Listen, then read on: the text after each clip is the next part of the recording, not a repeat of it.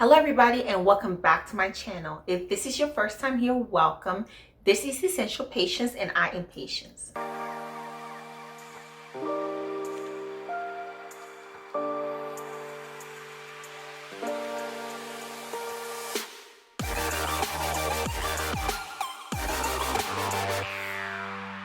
In today's video, I'll be giving you some tips on how to stay organized in school. I recently graduated with my bachelor's degree and I look to pursuing a master's degree very soon. And a big part of succeeding in education, whether you're in middle school, high school, college, first degree, second, third, a very key part is staying organized to ensure that you're setting yourself up for success. So let's get started with the first step, which is to look over the school calendar before the school year starts. Most institutions release their academic calendar before the school year starts, sometimes even like 2-3 months ahead of time. Take advantage of this and look over it and some very important dates that will be coming up in the new year. Many colleges will note important dates such as when is the last time you can pay your tuition, when will they start putting financial holds, when is the last time you can get a refund for either the academic year or your dorm, when can you move in, when can you move out, when does the school year officially start, what is the first day of class, the last date, midterms, finals, when will your grades be put in and when will they be released. These are very important information. You can easily access the calendar and note those important dates in your own personal calendar, just to make sure that you're staying up to date with everything. The main benefit of doing this before the school year starts is because things get busy. That's probably when you have the most amount of time. So use that time to put those important dates there so when it gets busy during the semester, you don't have to worry about those things. You know what's coming ahead of the road and that keeps you organized. Step number 2 is to look over your degree scheme before the school year starts and before each semester. Every degree field has a scheme. It lists the amount of classes you're supposed to take, the worth of those classes, and when is the best time to take them. Looking over it before the school year starts and before each semester ensures that you're taking the right classes. But it's not just that. It's also that you are taking the classes at the right time. Some classes may be offered once a year. So you want to make sure that if that's a class that you need as a prerequisite to another class, you are taking it that semester. Because if you miss it that year, you're going to have to wait a whole other year to take that class. And that might delay your graduation. And sometimes you may not even be on scheme. I was not on scheme for most of my degree. What I ended up doing was taking all the classes I knew I had to take, and I mapped up my own scheme for each semester to ensure that I'm taking all my classes and I'll be ready to graduate when I wanted to. I went over this with my advisor and he said, yes, if you follow this, you will be able to graduate. And I did. So if you need to, use your advisors, use your professors. They've been there forever. They can definitely help you to make sure that you graduate on time. There is nothing worse than the feeling of being ready to graduate and finding out that you haven't taken certain classes or sometimes even one class. And it doesn't have to be a major class, but if you don't meet all your credit hours, the school cannot sign off on your graduation. So put yourself on a path to organization to ensure that you'll be ready. Step number 3 is to speak to your advisor at least 3 times per semester. Talk to them at the beginning of the semester, in the middle of the semester, and at the end of each semester. At the beginning of the semester, they can make sure that you're taking the right classes. A lot of schools will not allow you to start a class after the 3rd week because you're just so much behind. You can't get into a class in the middle of the semester. No exception probably. At the beginning of the semester is the best time to speak to your advisor and ensure that you are taking all the classes that you need to take. Sometimes there can be classes with different variation. For example, taking physics. You could be taking physics that's algebra based or calculus based. And let's say you're an engineering student, but you mistakenly register for algebra based physics. That's the time where your professor can tell you, no, that's not the right class, versus speaking to them 5 weeks later, being in that class and missing out on your real class. You can only drop the class, but you can't start your regular physics class, and it's not going to count towards your degree field. So always speak to them at the beginning of the semester. The middle of the semester is more of a check-in point, and also that's around the time where registration for the next semester starts. You just want to keep that communication going between you and your advisor. You can tell them how you're doing in each class, if you be ready and prepared to take the next class, or if you think that you may want to break from certain things. Whichever it is, communicate with them and let them know what's going on, and also ensure that you are registering for your classes when it opens. There are certain classes, especially electives, that filled up very quickly. At Howard, everybody's required to take African American history, at least one class in it. That class fills up every single year. I've been on the wait list before. So just make sure that you're talking to your advisor, keeping that communication open, and you can get your classes in time to ensure that you are not leaving any classes on the table. And finally, talking to them at the end of the semester. This can be an open communication as to how well you did in that semester. What are your goals for the next semester? He can set you up with some great resources to ensure that you accomplish your goals. It is also a time of reflection, and in case something did not go well that semester, you can alter your schedule, or you can take advantage of that time again and go over your scheme to make sure that you are ready to graduate when the time comes. Number 4 of getting organized is finding a note-taking system that works for you. I feel like I've seen it all in college. People who like to write in one notebook. I saw a guy who would bring like a couple of pieces of paper to school. People like to take notes on their computer or on an iPad, phones, you name it, somebody's done it. Finding the best way that works for you would really optimize your learning strategy and ensure that you are making the best out of your time. Let's say you have 2 hours to study and you have really great notes that you can easily understand what's going on.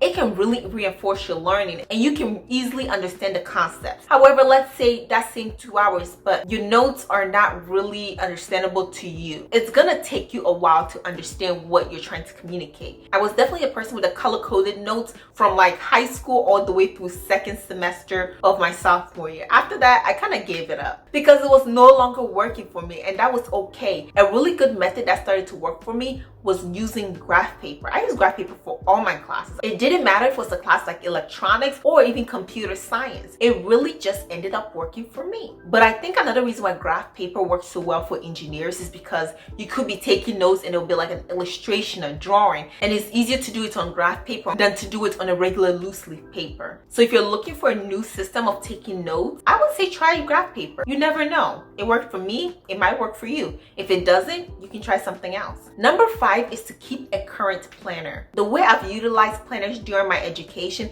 has always differed, but one thing is for sure: don't trust your memory to remember everything. It is so easy to think in a moment, oh, I'll remember that, but will you? Will you? Probably not. And the planner doesn't have to be a physical planner. I prefer that, but you can also use your phone. There are many apps today that can keep track of your assignments, your projects, when things are due. But no matter which system you use, always keep some form of a planner. Track the dates, when you should do a project, even schedules learning sessions and tutoring sessions, and when do you want to start a project. Sometimes I would put on my to-do list in my planner, because I would buy those huge planners that has space for you to write everything, and I'll say start electronics project or do lecture notes for chemistry. Whichever it is, how detailed do you want it to be? It's all about ensuring that you are organized and you know when to start doing things. I know people like to say they like to work under pressure, and I like to lie to myself and say the same, but honestly, I think I do my best work when I start early. There were times when we would get assigned an essay. I'm getting calls at 11:59, like, Patience, you finished the essay? I'm like, I've been done the essay. And because I keep a planner, I would always like remind people, have you done this? Have you done this? I mean, I'm not saying I didn't do things late too, because that 11:59 had definitely had a chokehold on me in college, but especially on projects, I would write into my daily or weekly to do something little on it, because I had 5-6 other classes and I just could not drop everything the night before to do it, because I had other things to do and you don't know what's coming down the road. So always pace yourself and write your task in a planner to keep yourself organized. And number 6 is to make a study schedule. Very few people just sit down and pick up their school textbook and just like start studying just for fun. And sometimes when things come and life is moving on, we tend to not study as much as we should, because who is tracking our studying? And sometimes we keep pushing it back so much that we neglect to do it. And so something that really helped me was to schedule in studying sessions. And I will not just say study session. I will say study for this class, study for that class. And I was trying to set times even though it wasn't always such a cookie cutter. Like I couldn't give myself 2 hours to finish my EMAG homework and, you know, move on. Like sometimes things happen depending on how difficult and challenging it is and if you need help, but it's never a bad thing to set time for studying. Look at your everyday life and your weekly life, and that's the best thing, to look at your weekly schedule and see, when am I studying and when should I be studying? When's the best time for me to study? I would caution you on trying to push your study time to an unrealistic time. Like, you want to set yourself up for success, so choose the best time that works for you and a time where it's the most optimal for you to grasp the knowledge that you are trying to learn. Number 7 is to prepare yourself the night before. School is not something that spontaneously happens. You just don't wake up in the morning, it's like, well, you have school today, wake up the next morning. I don't. Like, we all know what our schedule looks like. So why not prepare for it? The night before, finish your assignments. If it's in paper, put it in a folder and put it in your backpack. Charge your phone, charge your laptop. Also set them in the backpack. Add anything else you need. A pen, a pencil. Maybe you need to add your textbook that you will need for tomorrow. Your phone charger, your laptop charger, because you may be at school for multiple hours and you need it to stay in the battery life. These are things that happen all the time. So when you pack that backpack in the morning, you're not like, I need this, I need that. You'll not be on your way to school wondering if you took your textbook. Because I commuted and it was such a long commute, I learned to really pack my stuff the night before, especially in college. Now granted, I did it most of my life, but especially in college, it was very difficult to come back home and take something if I missed it. I don't think in my all 4 years I ever had to come home for something. Like, if something got left, it just had to get left, because there was no way I was gonna take 3 buses back home to grab my textbook. I always tried to organize myself to ensure that I had as pleasant of a morning as I could. Number 8 is to give yourself grace and to know that things will get messy,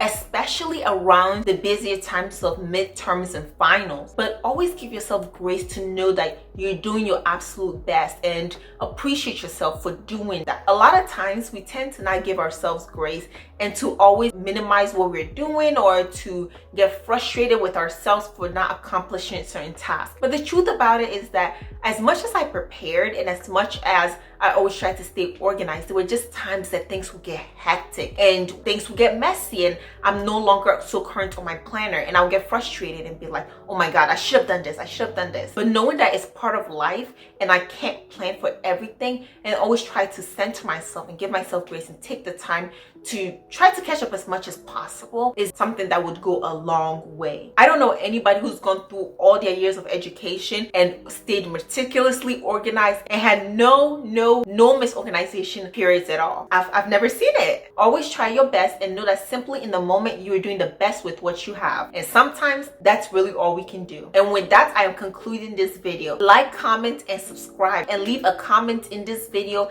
if you have anything else to add that helped you out, or if any of these tips are particularly going to help you out. Please subscribe to this channel and ring the notification bell so you will get a notification every time I post a video. Thank you for watching. Stay organized, and I'll see you in the next one.